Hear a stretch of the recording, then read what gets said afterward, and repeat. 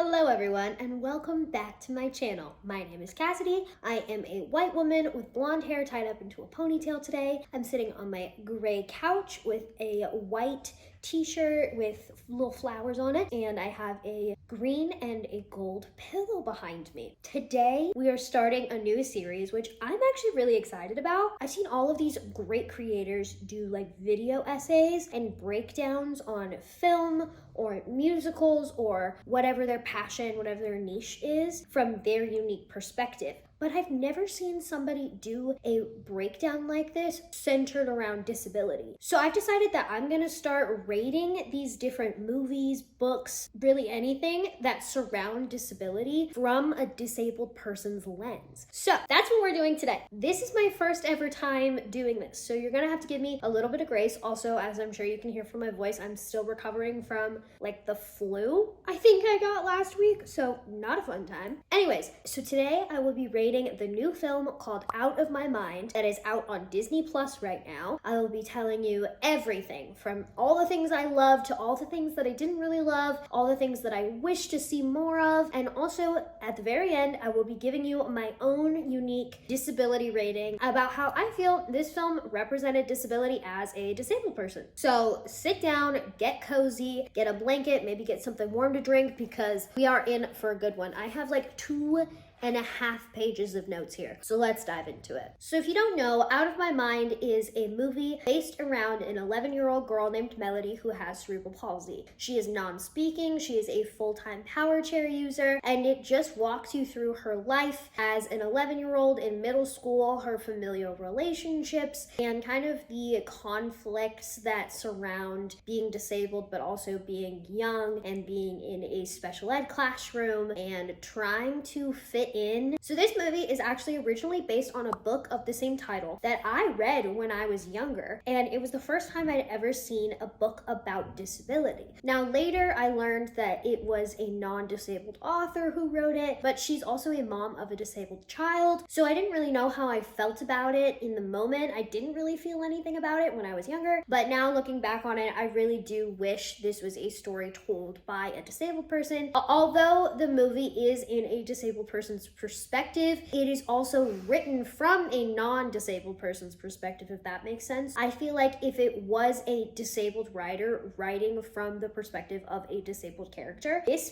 book and this film would be so different, but I still think they did a pretty decent job, at least in the film. I haven't read the book in a long time, of representing disability and specifically familial relationships pretty accurately. Also, this rating will have spoilers in it, so if you haven't watched the film but you're intending to and you don't want any spoilers, maybe put this video into your watch later folder so that I don't spoil anything for you. So let's dive into the actual things that I really liked about this film. Melody says at the very beginning that she loves lists, so she lists things off several times in the movie. So her first list is things I'll never get tired of, and she lists butts in my face, etc. And I thought this list specifically was so age appropriate, but it also captured like a universal experience of just being disabled, because like when I sit in my wheelchair or even when I'm standing and walking, I am at prime butt level. So that's why I've always joked that like I'll never enjoy clubbing. I've never gone clubbing, but you know, I probably will never go because it's not going to be fun for me. None of my friends are going to be at my eye level. They're all going to be up here, and all I'm going to be looking at all night is other people's butts, and it sucks. Anyways, so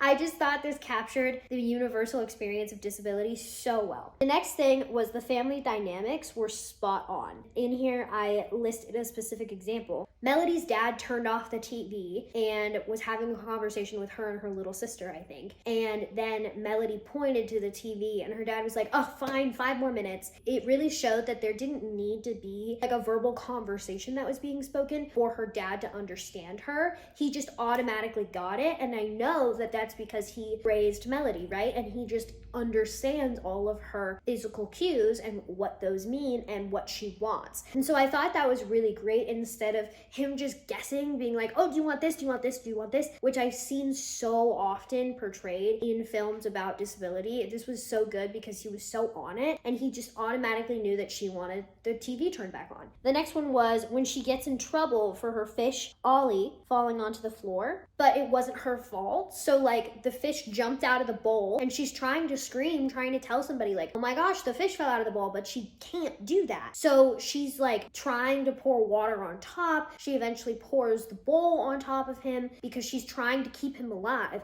But when her dad comes in, he just sees the bowl on the ground, the broken glass, the water all over the ground, the fish is on the ground, and he just assumes that she wasn't being careful and accidentally knocked the bowl off the shelf, and that's why Ollie's on the ground. He doesn't understand that Ollie jumped out of the bowl and she was actually trying to save him. So this frustration that she feels and that's portrayed is so perfect, because even though I'm speaking, there have been points in my life like when I've been fully intubated for days on end and I physically can't speak and I couldn't get the words out to tell somebody what I really meant. And so I feel like this perfectly captured the frustration that comes along with disability and not being able to explain like, no, I didn't do that. I was trying to save Ollie on the floor, but it looks like X, Y, and Z. This was a really cool way of expressing how frustrated she was and how she just kind of had to learn to live with that frustration because she couldn't explain the actual situation. I loved the detail of her classroom being in a portable instead of in the actual school building. And I loved this because it's so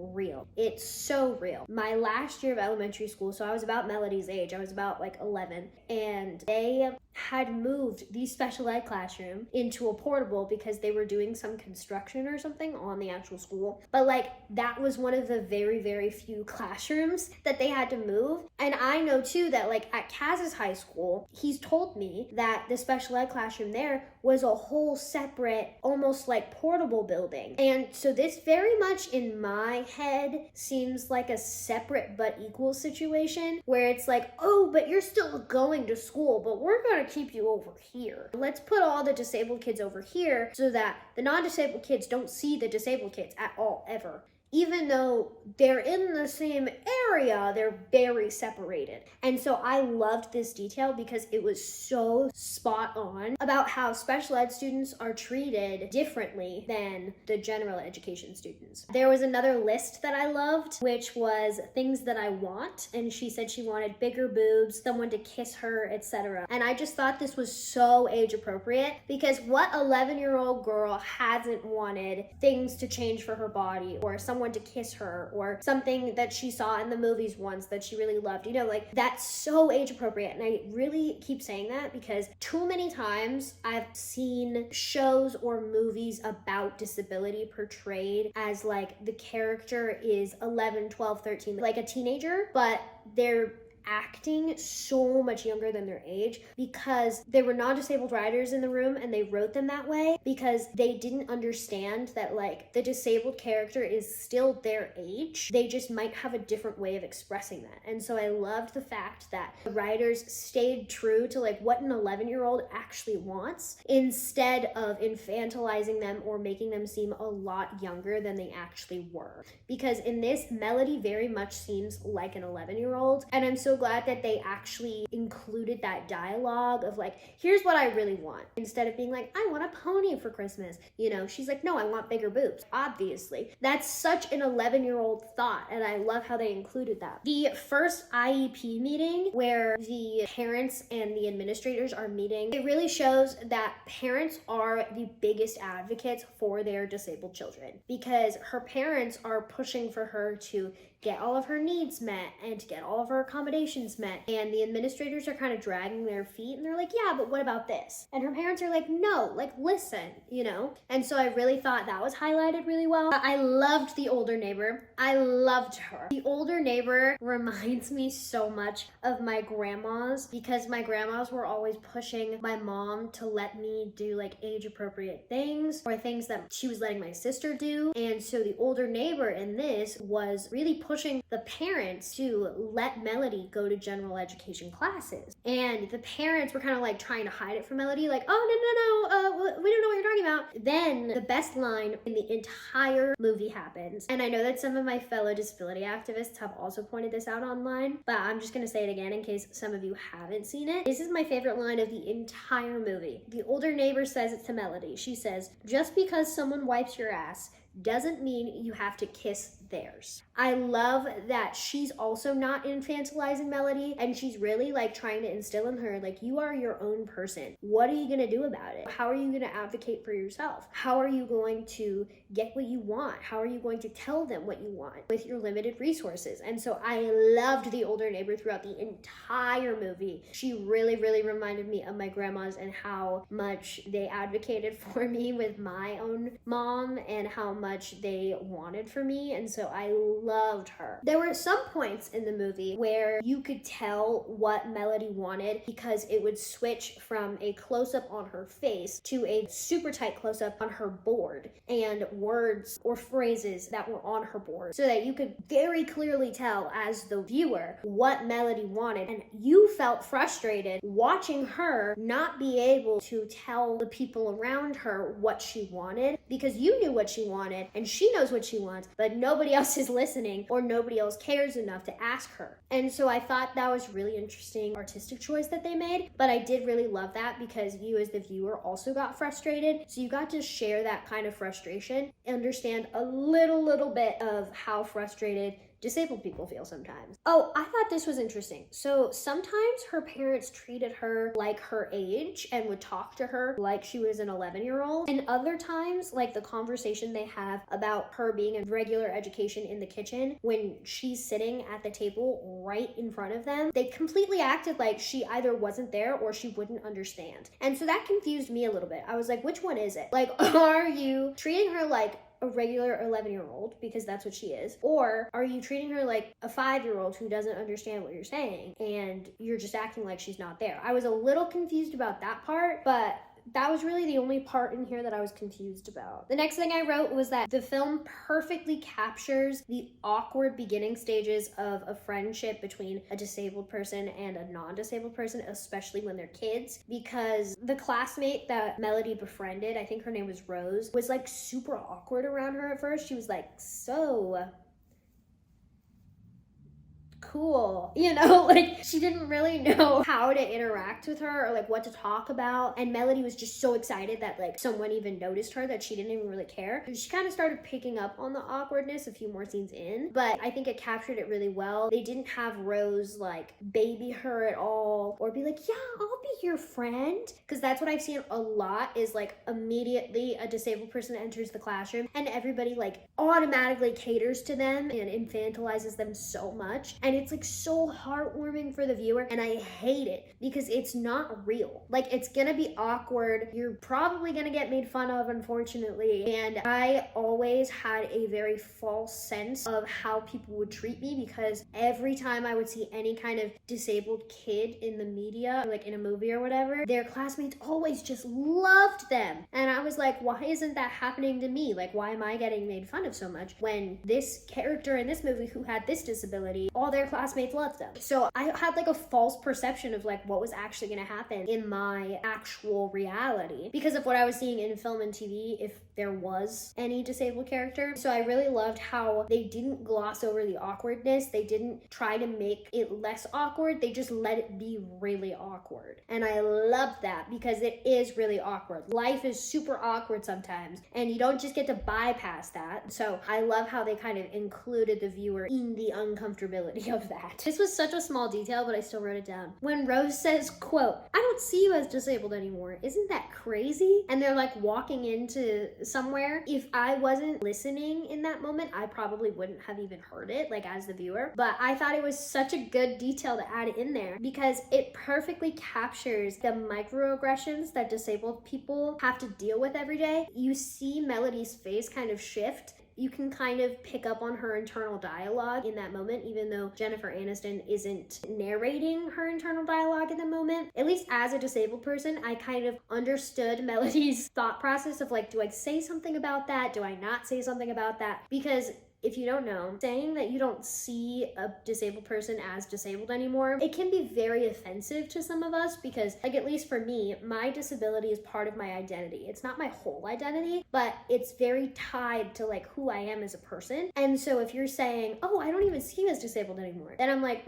well, then you're not seeing a really big part of me that I hold a lot of pride in. And so her very small facial expression when Rose says that perfectly captured, like, do I say something? Do I not say something? And then eventually Melody very quickly just decided not to say anything because it wasn't worth it. She was having a nice time anyways. The shopping spree is so age appropriate for two 11-year-old girls to like run through the mall and go shopping by themselves. Like, I would have loved that as an 11-year-old. Like, that's all I wanted. I don't know if this is still cool now, but when I was in middle school, the like cool hangout spot to go with your friends was the mall. I don't know why, but everybody wanted to hang out at the mall all the time. And so I would have loved that if I could go on a shopping spree with my friend at 11 years old without my mom. That would have been so fun for me. So I loved that they included that in there. Again, very age appropriate. I loved the quote from the doctor in here to the school administrator when they're arguing about having some kids from special ed in regular ed classes. She said, disabilities don't hold students back, schools do. That really spoke to my experience as a disabled child in public school who wasn't in special ed. I had to fight administration every single year from first grade to 12th grade to get my accommodations met, to get people to listen to me. And my mom and I had fight after fight after fight with the school to get them to like recognize that I was just like anybody else. What I was asking for wasn't that big. When I brought up the idea that I was gonna start bringing Champ to school with me before I got him, the school freaked out, and I had to fight tooth and nail every day of my senior year just to have my service dog be able to go to school with me, and they pushed back every step of the way, and it was horrible. Also, what is up with this sunlight right now? I don't know what's happening with that, so just ignore the sunlight coming in at a weird angle. And then the second quote that I wrote down here was, being special usually means being separated. And that brings me back to the whole separate but equal issue, the special ed classroom being in a portable, not actually in the school building. I thought that hit the nail on the head. The TSA moment really made me laugh. I wrote loved in all caps here because the TSA agent is like, she needs to step through. She needs to go through the metal detector. And her mom yells, she can't step. This is also another universal moment for disabled people because I, for one, have been told that I just need to step through the metal detector. And I'm like, I'm going to set it off. I don't know what you don't understand. Just give me a pat down. Like, come on. So I love that they added that in there. I wrote, she wasn't invited to breakfast with her team. ... Felt that. When I was a freshman, sophomore, and junior, I think, in high school, I was a cheerleader. And the cheerleaders hated me, even though I was one of them. They absolutely did not want me on their team. They would do things just like not inviting Melody to breakfast. They would do the exact same thing to me. They would schedule like bonding activities or sleepovers or whatever, specifically without me. There was a huge group chat with the entire team in it, except for me, and then a separate one with me in it. And so when they were like, she wasn't invited to breakfast with the rest of her team, it kind of stabbed me right in the heart because I was like, oh yeah, I also dealt with that. So I really felt for Melody in that moment. When she got so upset that she poured the milkshake onto her AAC device, that was such a 12-year-old move. Is she 11, 12? I don't know. But that's such like a young teenager move. That's like the teenager equivalent of like throwing a tantrum. I also really loved how at the very, very end, it didn't end with Jennifer Aniston's voice. It ended with the voice that Melody chose in her AAC device. I thought that was a really good way of ending it. And then the thank you to Jennifer Aniston at the very end was so cute. It was so good. So that is kind of my rundown of the movie itself. Now for the casting. The actress who played Melody, her name is Phoebe Ray Taylor. She's 15 years old. This was her on-screen debut, and she is really disabled. And I loved that. So the casting, phenomenal. Loved it. However, there was a writer, and I believe she was a consultant. She's one of my favorite comedians. Her name is Maysoon Zayid, and she also has cerebral palsy. And she didn't get invited to do any press for the movie, nor was she invited on the red carpet. So I'm not quite sure what that was about. That was really confusing. So that's gonna lower my rating just a little bit because, like, how are you going to invite all of the able-bodied people who were writers and consultants and whatever, but you aren't going to invite the one non-disabled writer that you had on the movie. Like, that's really weird to me. And the fact, like I said, that the book and the screenplay were both written by a non-disabled author. So that's really disappointing because I would love a disabled story to be told by a disabled person. Although they cast a disabled person in the role, that's a step in the right direction. However, I would love to take it a step further. But all of that being said, I'm going to give my rating now, and I'm really excited about this rating system. I went back and forth in my head about how I wanted to rate it and what I wanted to use kind of as a rating system for these kinds of things for now and in the future. I finally settled on it. So the new movie, Out of My Mind on Disney Plus, receives 4 out of 5 curb cuts from me. It's receiving this score because I think truly it was a great movie. It captured some aspects of being disabled really, really well. However, not including your only disabled writer on the red carpet or in any kind of press is really disappointing. And also it not being an authentic disabled story is also lowering the rating. But other than that, I thought the movie was great. I loved the take on the book that it had, and that is it from me. So thank you so much for watching this video. Please go check out some of my other videos. If you liked this one, make sure to like and subscribe and comment down below of which movie about disability you want me to do next. Please make sure to go follow me on my other social media because I do post on Instagram, Facebook Reels, and TikTok and YouTube Shorts every single day. I took a little bit of a hiatus because of the election and then I got really sick, but I'm slowly getting back into it. I have a YouTube vlog that comes out every Wednesday and a podcast episode that will start coming out every Sunday. Please go subscribe to my Patreon because I am starting to be more active on there too, and that is a great way to support me if you are financially able to. I release short form and long form content that never made the cut. I also release bloopers on there and weekly updates about what we're doing and also new announcements as far as collaborations and just what we're up to, what's going on over here. Thanks so much for joining me, and I will see you next time. Bye!